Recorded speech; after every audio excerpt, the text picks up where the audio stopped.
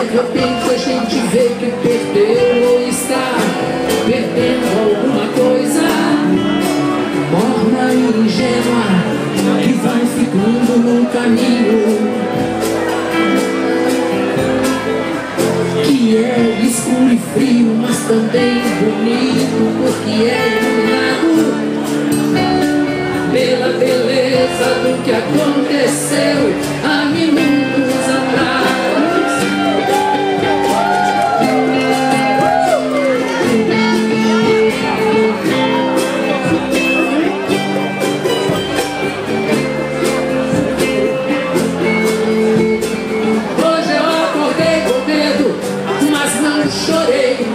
Nem reclamei abrigo. No escuro eu via o infinito sem presente, passado ou futuro. Senti um abraço forte, já não era medo, era uma coisa assim que ficou em mim, que